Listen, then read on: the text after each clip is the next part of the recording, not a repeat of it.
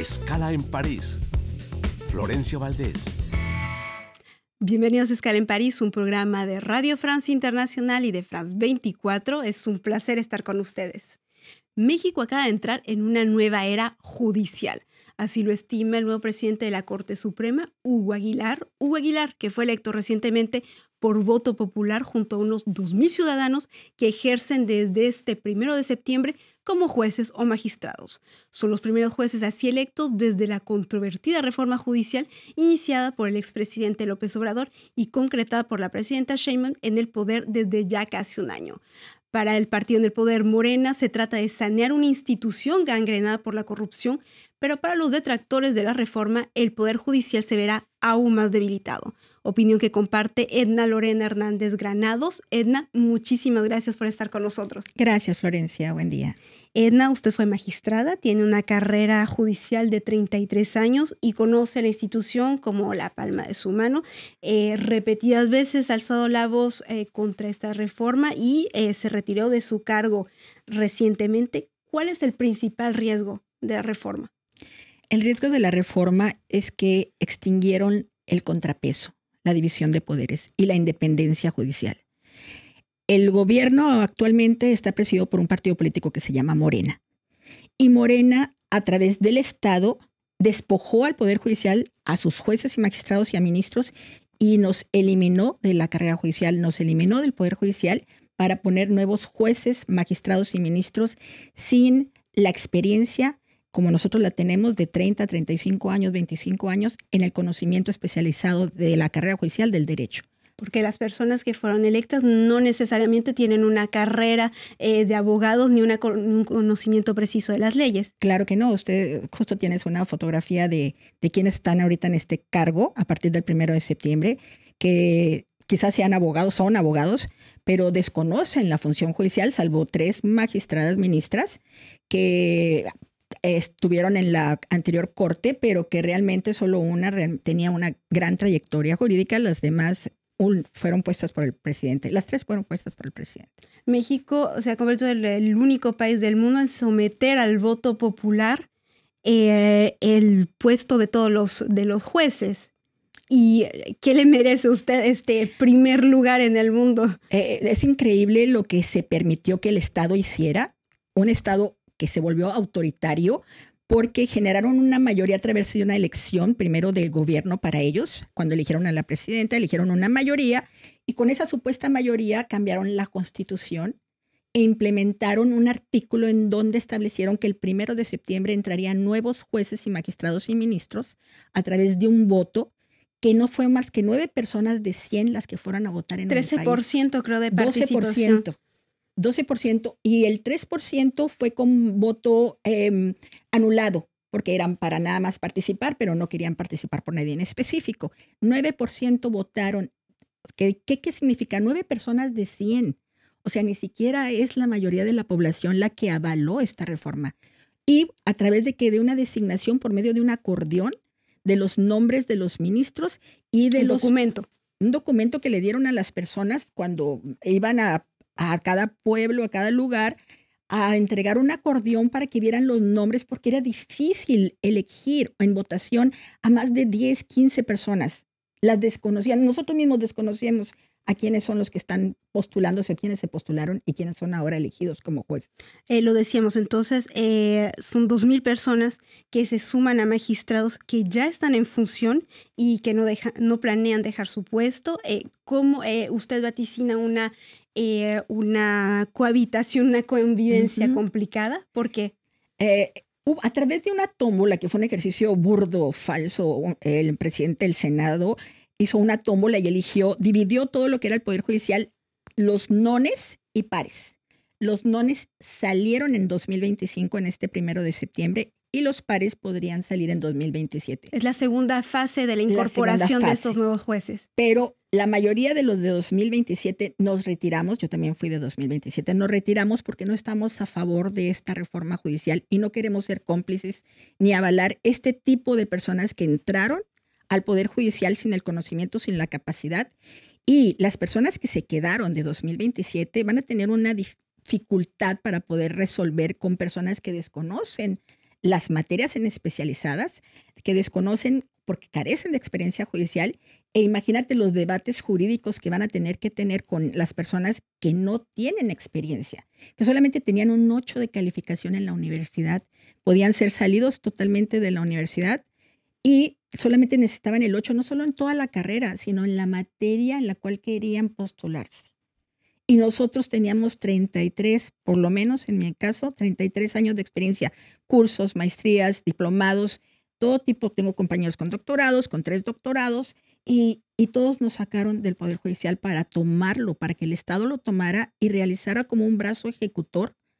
¿Para qué? Pues para ir en contra de opositores, para estar a favor de todas las reformas o todos los actos que va a realizar el grupo en el poder, que es Morena. Fue como un golpe de Estado al Poder Judicial.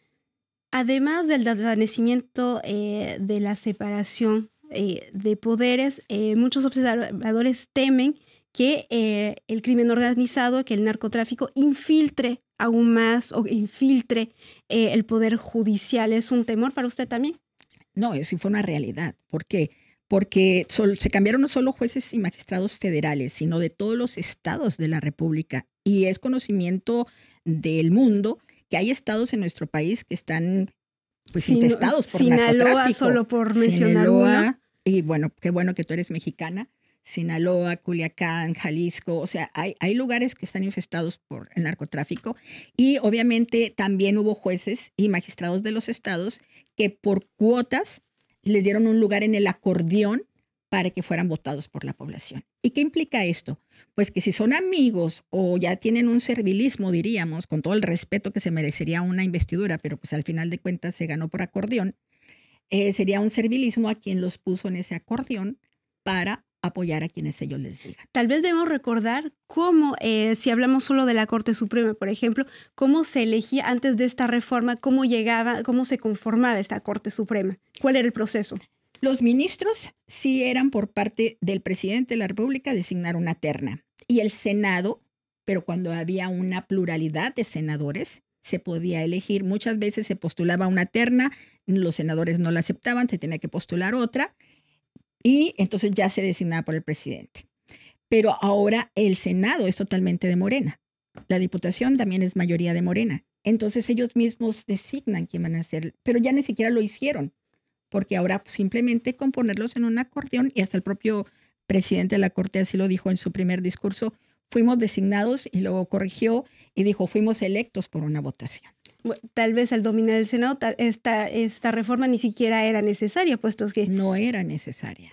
Pero dice la nueva composición de esta Corte, dice que, bueno, que es una manera también de acercar más a la ciudadanía, que sea una institución menos cerrada. Hacía falta, digamos, ajustar el funcionamiento del Poder Judicial. Fíjate, dicen cambiar la justicia como se administraba, y lo que dijo el presidente de la Corte, lo primero que dijo es puertas abiertas. Hugo Aguilar, puertas abiertas.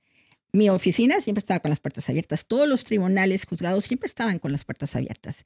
Esa metáfora, esa forma, ese populismo, ya lo hacíamos nosotros, porque nosotros somos del pueblo. Yo vengo de una ciudad, de Ciudad Juárez, de Chihuahua. Yo vengo de gente de provincia. Muchos compañeros de nosotros somos gente que tuvimos que estudiar, que estuvimos con la gente. No somos puestos políticamente, no éramos puestos políticamente. Ellos son puestos políticamente. Nosotros tuvimos que competir en concursos y en exámenes para llegar a nuestros cargos. Y hay un libro muy interesante de la trayectoria de todos los jueces y magistrados, y ahí se puede advertir que somos del pueblo y veníamos del pueblo y venimos del pueblo. Hablemos de Hugo Aguilar, que es el nuevo presidente de la Corte Suprema.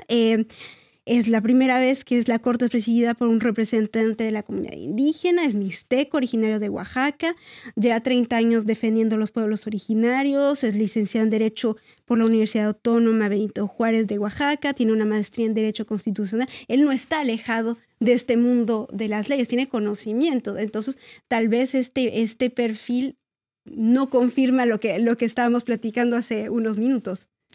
El que tengan la carrera de Derecho no es un sine qua non para que ya tengan el conocimiento y la capacidad para ejercer un cargo tan importante como el que él va a ejercer.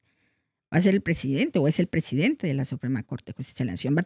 Debe conocer de acciones de constitucionalidad, de controversias constitucionales, resolver recursos de revisión. Es muy técnico, es muy especializado su verdadera función. No lo que ustedes están viendo, hacer una ceremonia. Sí, hacer una ceremonia para invocar espíritus para que llegue Quetzalcóatl y le dé sabiduría. Eso no es la Suprema Corte de Justicia. La Suprema Corte de Justicia debe resolver asuntos de relevancia, de trascendencia para el país. No por ese acto lo podríamos haber hecho todas las mañanas, si eso es lo que legitimaba al Poder Judicial Federal, pero no era eso. Era resolver los casos con conocimiento, con capacidad y con experiencia. ¿Para qué? Para el bien de los mexicanos. Para que si a ti te quitan una casa, si quieren implementar el Tren Maya y la selva va a destruirse, allí es donde estaban los jueces deteniendo esos actos arbitrarios, que al final de cuentas se ha demostrado que ninguna de las obras tenía un buen efecto, un buen resultado. Justamente hablando del Tren Maya, el Morena, que es el partido en el poder, lo decíamos, dice que esta reforma es para sanear la institución.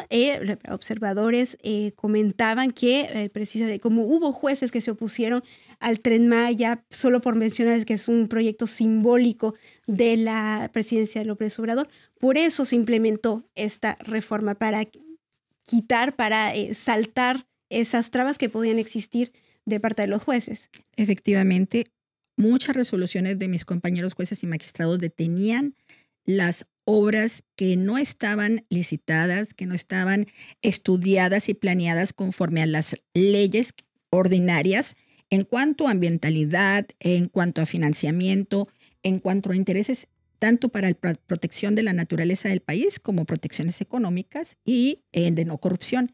¿Qué es lo que pasaba? Que las resoluciones de los jueces y magistrados y aún de la Suprema Corte molestaba al presidente anterior, a López Obrador, y eso fue no solo por estas resoluciones, por las cuestiones de milicia y de algunas otras cuestiones que se resolvieron por parte de la Suprema Corte, empezaron a molestar al presidente de la República y necesitaba quitar el Poder Judicial a los jueces y magistrados y ministros para que de aquí en adelante lo que haga la ahora presidenta o Morena no tenga ningún contrapeso.